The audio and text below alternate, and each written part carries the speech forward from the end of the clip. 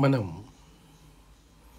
మన జీవితంలో సహజంగా ఒక విషయాన్ని లేదా ఒక పరిణామాన్ని మన ప్రత్యక్ష అనుభూతిలో కానీ ప్రత్యక్షంగా మన దగ్గర కానీ జరిగితే తప్ప మనం నమ్మలేము, నమ్మం కూడా.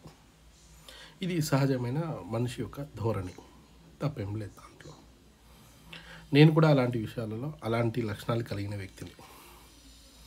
ఏమైనా సరే దైవికమైన విషయాలలో కానీ మరి ఇతరమైన విషయాలలో కానీ ఏదైనా ప్రమాణాలు చాలా ముఖ్యంగా ఉంటాయి. అందులో ప్రత్యక్షంగా మనం ఏదైతే అనుభూతి పొందుతామా లేకుంటే ప్రత్యక్షంగా చూస్తామా అనే దాని మీదనే మన జ్ఞానము అవన్నీ ఆధారపడి ఉంటాయి చాలా సందర్భాలలో. ఇది వాస్తవం. అయితే ఇలాంటి అతీతంగా జరిగినప్పుడు మాత్రమే మనం చాలా సందర్భాలలో కొంత ఈ కన్ఫ్యూజింగ్ స్టేట్లోకి వెళ్ళిపోతుంటాం మనం.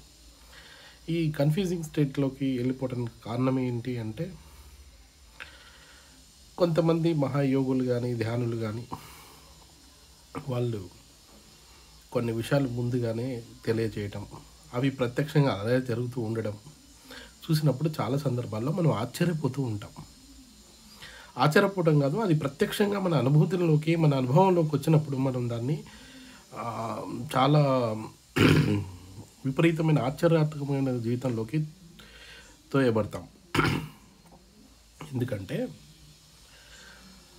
ఈ జీవితంలో మనకు తెలియని అనేక రహస్యాలు దాగబడి ఉంటాయి.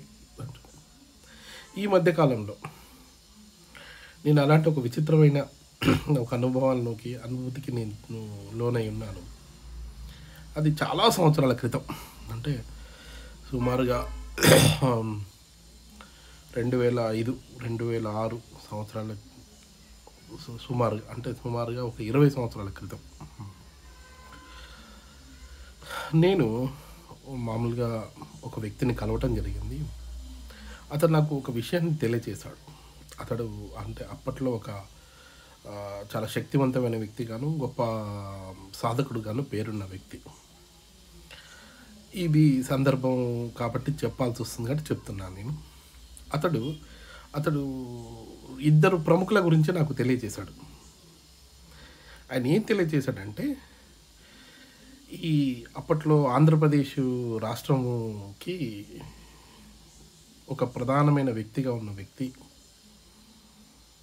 ఇప్పుడు ప్రస్తుత తెలంగాణలో ఒక ప్రధానమైన వ్యక్తి ఇద్దరు గురించి నాకు తెలియజేశాడు అతను. వారిద్దరూ కలిసి ఒక గొప్ప సాధన చేశారు.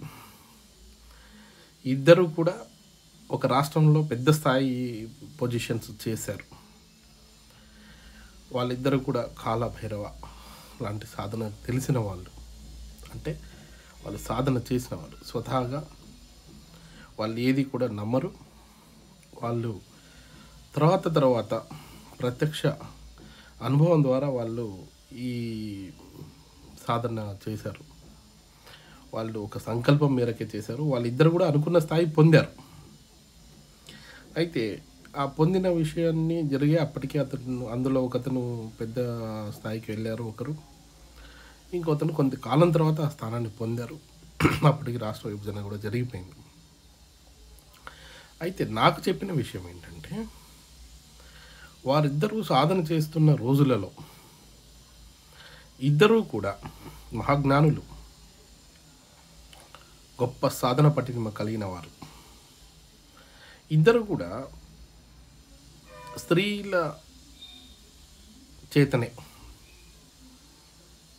వాళ్ళు మరణిస్తారు అని చెప్పాడు. మరణించడము అంటే మొత్తం కోల్పోతారు అని చెప్పాడు. అంటే చనిపోతారని దాని అర్థం ఏంటంటే మరణిస్తారని అర్థం కదా. నాకు ఏ యాంగిల్ అనేది మనం అర్థం చేసుకునే దాన్ని బట్టి ఉంటుంది.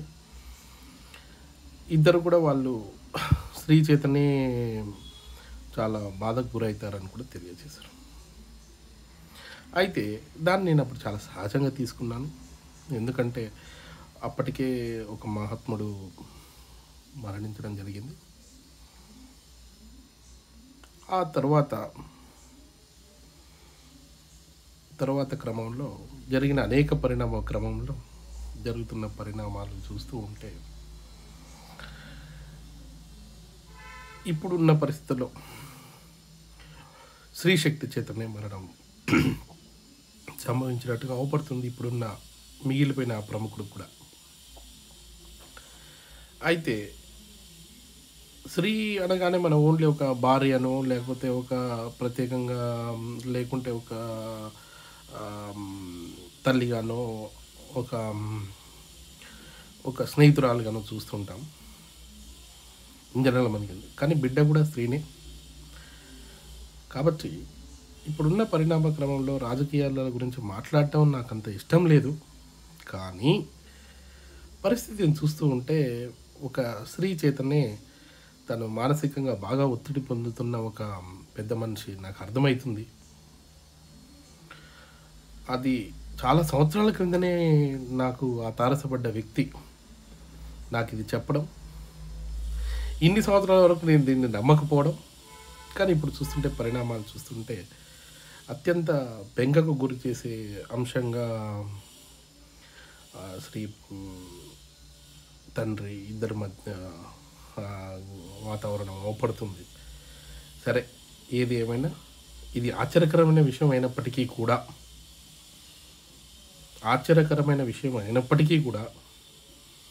సంవత్సరాల సుదీర్ఘ ప్రయాణం తరువాత జరుగుతున్న పరిణామంలో చూస్తూ ఉంటే కాలంలో నిర్వచించబడ్డ ప్రతి ఒక్కటి ఖచ్చితంగా జరుగుతుందని, ఖచ్చితంగా ఉంటుందని మనకు తెలుస్తుంది. మీరు గమనించారా? ఇది నిర్ధారణ చేయబడ్డది. అయితే అది ఈ సాధన వల్ల ఏర్పడ్డదా లేదా అనేది మనకు తెలిసే అవకాశం కూడా అనవసరమైన సబ్జెక్ట్ అది మనకు. కానీ ఒక సత్యవాక్యం ఏంటంటే ఇది జరుగుతున్నది.